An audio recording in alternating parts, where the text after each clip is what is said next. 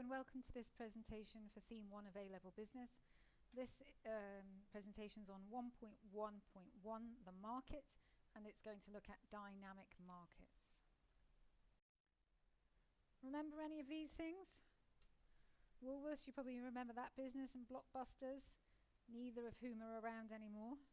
You may not remember this. This is a Rolodex that you used to record your contacts before you kept them in your phone. And this is a Getter Blaster, like I used to play tapes when I was at school before they invented CDs, never mind MP3 players. But what does this tell us?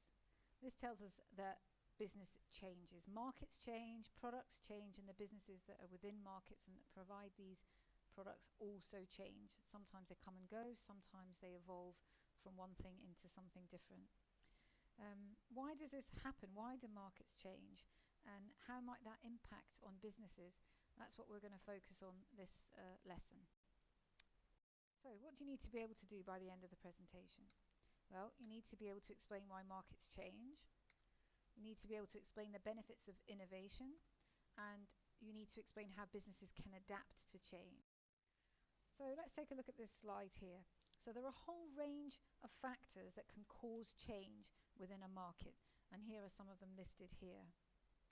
For instance, changing technology can have a very big impact. The likes of ASOS, pure play online retailers, have been able to enter the clothing market, for instance, and that change has made a very big difference to the businesses that are already operating in that market, such as Zara.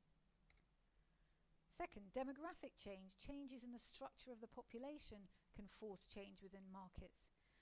For instance, some businesses like Saga have been able to launch products that are targeted at the growing number of older people in our population by selling holidays targeted at the over 50s. Economic change can also have a big impact on markets. British Airways was hit hard by the last recession, for instance, and had to cut costs significantly just to be able to survive that downturn. Social change also affects markets. For instance, the growing trend towards healthy eating has created opportunities for businesses like Whole Foods to carve out niches in the food retail market.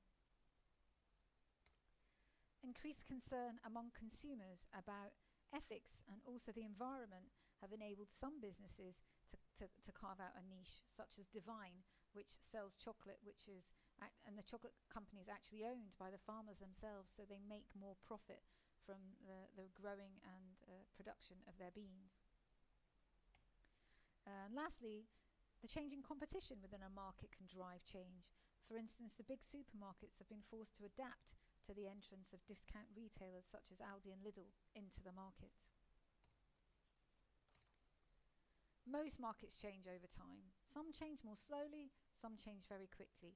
But what we mean when we say markets are dynamic, all we mean is that they change. And businesses that fail to respond to change within their market will eventually lose market share to more dynamic businesses, and they may even be forced to exit the market in the long run. So what we've done now is we've looked at why markets change, how these external changes in the environment might drive businesses to respond and change. Now we're going to look at something else that can drive change, and that is innovation. Practical application of new inventions into marketable products or services. And that's something that Apple has been very good at, taking technological ideas but making them into something that's really useful and sellable. Innovation can be applied to both the product or the service being sold, but it can also be applied to the process of making a product or a service. Inventions can be innovated to become marketable products, such as the technology that James Dyson originally built to collect dust in a paint factory where he worked, that he later actually innovated to create a bagless vacuum cleaner. So that's a great example of an invention being innovated into a marketable product. But innovation isn't just limited to products. Businesses can also innovate processes, for example, with the aim of improving efficiency or increasing flexibility in the production process, which they might be able to do through the use of robots in the production process. So what do we think the benefits of innovation are? Well, first of all, when a business is one of the first to innovate in the market and they bring out a new or improved product to the market, they can gain some benefits.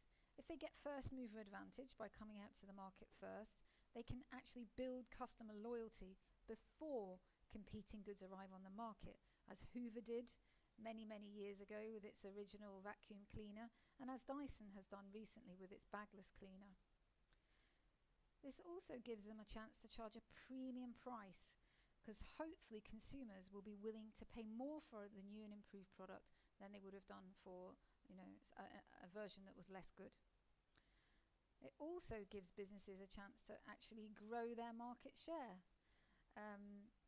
as the product that they've developed hopefully meets consumers' needs more effectively, and so they can actually erode the market share of their competitors. Let's take a look at process innovation now. So there are several benefits of innovating your production process as well. Innovating the production process can create opportunities to actually reduce your costs. For example, by automating production and reducing the need for a large workforce. Sometimes process innovation can help a business to increase quality by reducing the need for so many workers who could potentially introduce human error into the process. In addition, process innovation can sometimes help a business to actually increase flexibility, because, for example, a robot might be able to be programmed to tailor the product it produces to meet the needs of maybe individual consumers, making it a different color or adding certain features.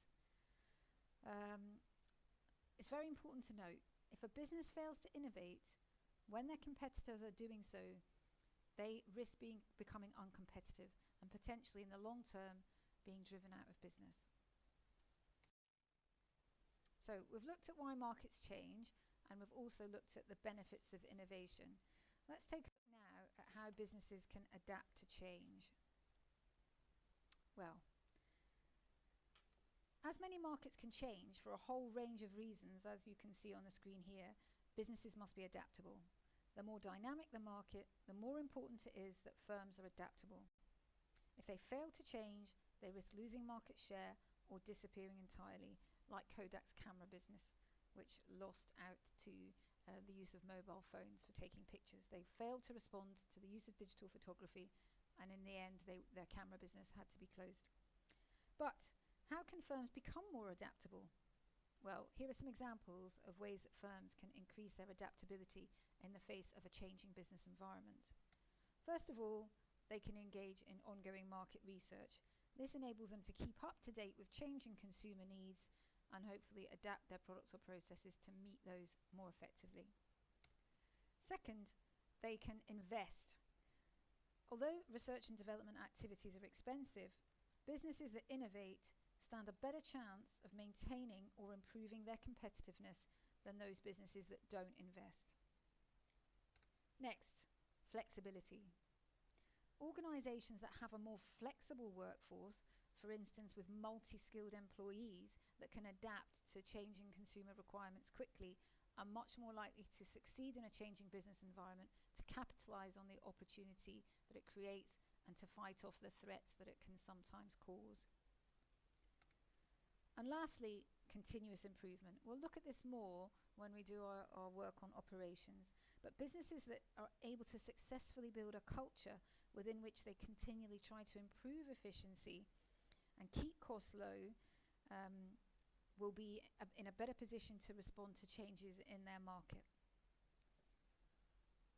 Okay, so I think you can agree that businesses that are more adaptable are more likely to be successful in the face of a changing external environment. But however a business chooses to respond to change, there are risks attached. There's no guarantee that any action, such as a new product launch for instance, will be successful. And where markets are very dynamic, the risk of failure becomes even greater because the business is operating under conditions of great uncertainty. But what do we mean by these terms, risk and uncertainty? What's the difference between them? What do they mean? Well, risk is the possibility that things could go wrong. Businesses invest resources that could be lost if the investment doesn't succeed. For example, risk that a new product might fail. The difference between risk and uncertainty is with risk, a business has some control over how much risk they take. For example, they can choose not to make an investment that they consider to have too low a probability of success. But the markets that businesses operate in are uncertain. Businesses cannot be sure that the market conditions they face today will be the same ones that they will face next year or 5 years from now. Uncertainty can be defined as the inability to predict exactly what will happen in the future, because things can change that are outside of the business's control.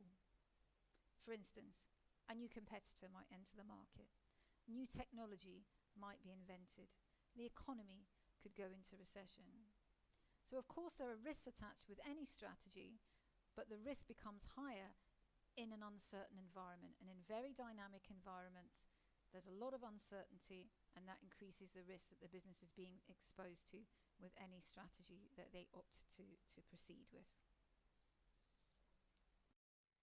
So these are the 3 objectives we had: be able to explain why markets change, be able to explain the benefits of innovation, and be able to give examples of how businesses can adapt to change.